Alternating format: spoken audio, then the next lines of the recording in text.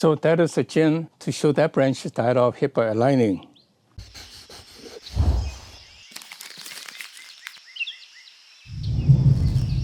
Hi, I'm miltonchang of Bonsaiheirloom, and I want to work on this Prostrata Juniper, which I bought from Mrs. Hatanaka, a lady and her husband has a nursery, a bonsai nursery and landscaping nursery in Anaheim, California. And I bought that probably 45 years ago. And it was quite an old tree, I would say probably 25 to 35 years old tree that they've been working on. So I was very fortunate to get it because they were getting old. They're quite happy to share trees with the fellow California bonsai members. And so I was lucky to get that. And so today I'll work on it to refine it so that I can take a picture and put it in my bonsai collection on the website. But if you look at this tree, she did an incredible amount of wiring in the early days. So all these were kind of like twisted and nice. But then they died off because I was taught to keep the trees dry. And that really wasn't the thing to do. The juniper loves water as well. So the bottom branch died off gradually, but I kept them because I think that shows the age. I can make them into cleaner jin by using a brush, make them white, or put on lime sulfur to make it white to show the contrast. But I prefer it to be more the natural color and without doing too much fancy carving to make this tree, jin look nice. But, you know, to each his own. One of the major design changes I like to make today is that I think this is a triangle, right? And this is a triangle. So this part is kind of weird to stick out like that. On the other hand, if I make this into a jin, that would be outstanding because it's on the tree of a mountain, top of a tall tree. It could be hit by lightning so that it becomes dead, and then you make it into a jin. So in a way, when you design a tree, you always have to explain what the nature will do to the tree in a sense for the branch to seek light. That's why they spread out and they form the triangle. And also why this is a jin there. You know, the tree is trying to grow up and that, well, that's because you can tell the story that's hit by lightning, in effect, to depict.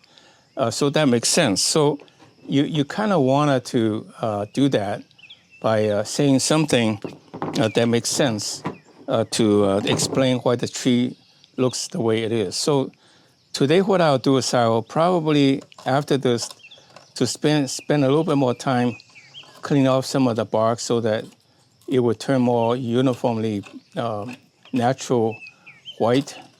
And someday I may even make it really white by putting lime sulfur on it to make them stand out. But I prefer it to be more natural. With that in mind, then I'll get to work. I don't think I will repot it much. I may comb it out to put in a little bit of new soil to renovate the tree because I haven't repotted for probably 10, 15 years. But with my root pruning net below, it should be fine. So let me do the major part, which is really to create a jin here.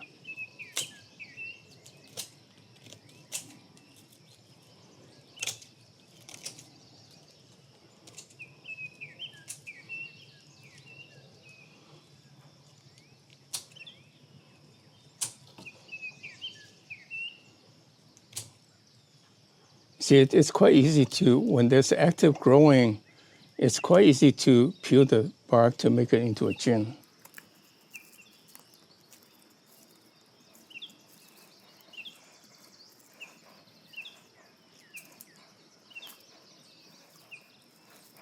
So that is a jin to show that branch died off hit by a lightning. So this is the tallest point, so that's the apex. So the tree is hovering like this and goes up.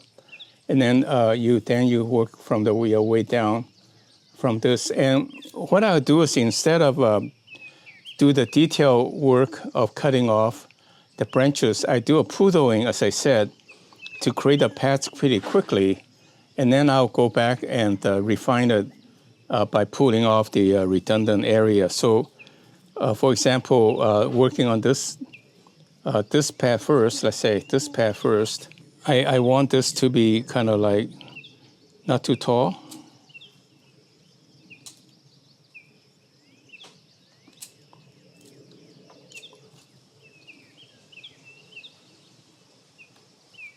So this was on that side.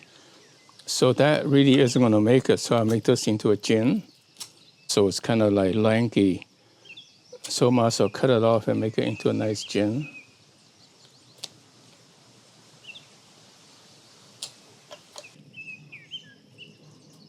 And peel the bottom and clip the top to about the right height.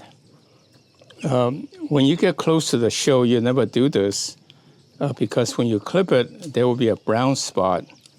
But the way it's not a show per se, it will not show in a photo about the cut, and it will soon heal over. So it's kind of okay to clip it like I said, poodling. I think my bonsai purist will cringe with me cutting like this. But you can see this is the little pad. Someday this will fill out to the kind of desirable overall shape, outline.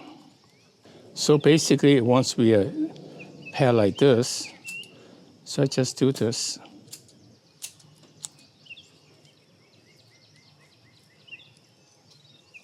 And the fact that it's growing on the side, you don't want it. So you just cut it off.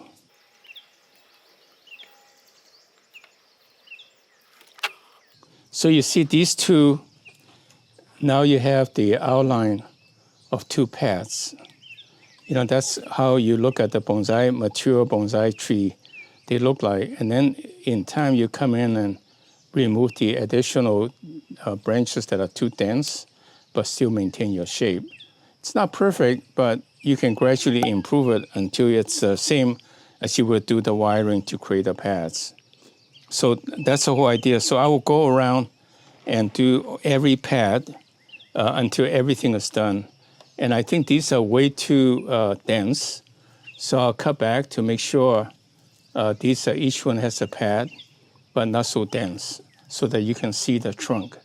So let me do another one, then I'll quit because there's no need to boring you with the same thing over again and again. But I will show you in the next few weeks or next few months, when the tree grows back nice and green, the pads requiring one more shot, I would do it one more time. So let me work on these two pads since they're about the right height. So it's easier for me to work on them. So like this tree, I think the pad, like this one, it's really kind of off. It's coming up this way. So I just cut it off and make it into a jin.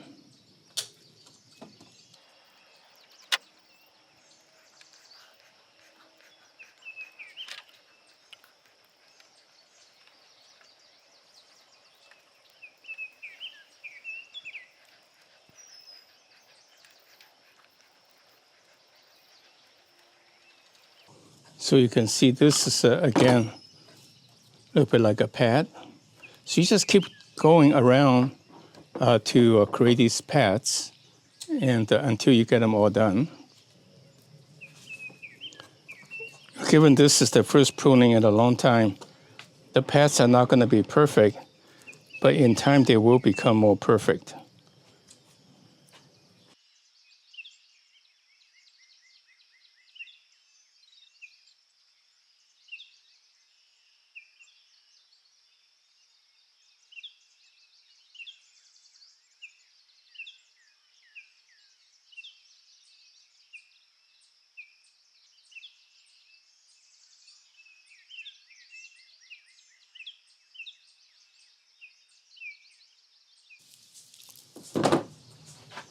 This branch needs to be pulled down a bit. Use the drip line to protect the branch from girding. These are all deadwood, so it doesn't really matter. Just find a big branch so that it can bear the weight of the pulling down the branch.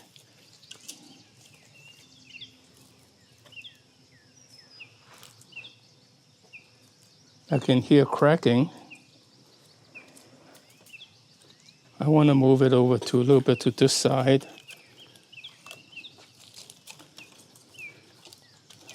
So I'll pull it from here. I want to fill this hole a little bit, leave that branch alone to fill the other hole, the other side. So I want to pull in this direction.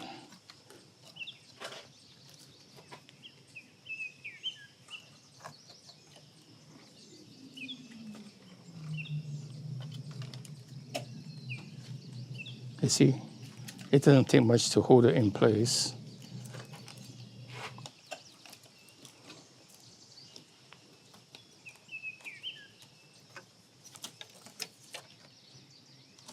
Yeah, the aluminum wire doesn't do it, it breaks. So I will go get a copper wire and then tie this tree down, this branch down, and then tie this branch down further to separate it. You can see this way we'll fill in all these holes. See, and separate from the top so it's not so close to the top. So that's the fine tuning I'll do afterwards, and you don't need to see that detail. So let me finish clipping to form the pads, and then show you again in 3 to 6 months how the pad has filled up. Again, I'm just doing a random kind of hash job by forming the pads, and then I'll come in and clean off and do the pad that's a little bit more softly, and that will make it look nice after a couple, 3 times. But in the meantime, I just wanted to have the pads so that it would be self-fulfilling prophecy to have pads being formed. So let me summarize what I've done today. One major thing I did is that this branch was growing quite wild and it kind of out of shape, so I make that into a jin. And the story I would tell is that this top part was hit by lightning, so it killed the branch, and therefore it's a jin. And so you want to be able to tell the story, what nature did to the tree, as a way to explain what happened to the tree. And the point is really interesting. Why do you look at a tree and you say, I like the shape of it? That's because nature has trained you to think that's a natural shape that you like, right? Because you're accustomed to it. You know, familiarity is what gets you to like something. So you always have to be able to explain what nature did to the tree. So look at the tree. It's so really incredible. She probably found a twist, and she wired every branch of it below to shape it. And then I killed it, the dead branches. Then I started working on the top, and this is what I got.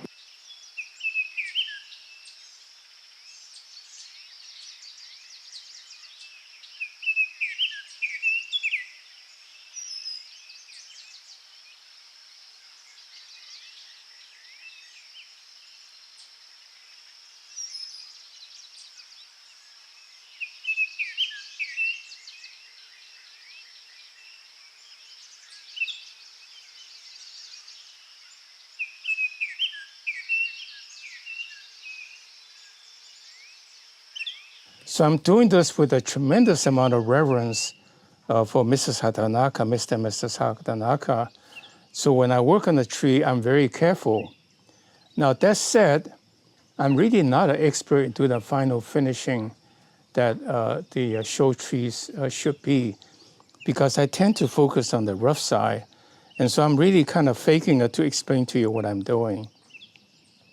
Basically, my approach, I don't know if I'm right or wrong, but I think it will prove to be correct, is that instead of the Japanese traditional craftsman way, is that when I need a branch here to fill this hole, I will twist the branch from here totally unnaturally, but fill that hole. So at a distance, when you don't see that branch coming from that side, it looks picture perfect. And so this is what I'm doing too. I prune it to poodle it to the shape that's picture perfect, even though some of the branches the green may come from the bottom, the needle, it's not correct. But what I would do is that I would let enough trees to grow into the shape, the form I wanted it, and then come in and clip off the ones that are not correct, like the stuff coming from the bottom. So this is what I did. I kind of roughly formed a pad, and eventually the pad will be exactly what's in the book. It will be coming up like this.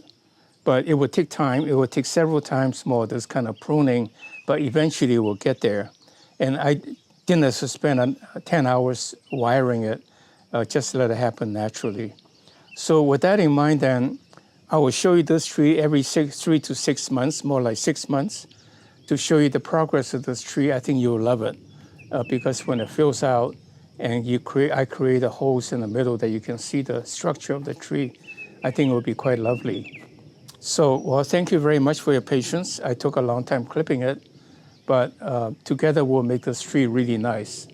So stay tuned and click like to give me some brownie points if you think I was doing a good job. And subscribe to our channel. Thank you very much and see you next week.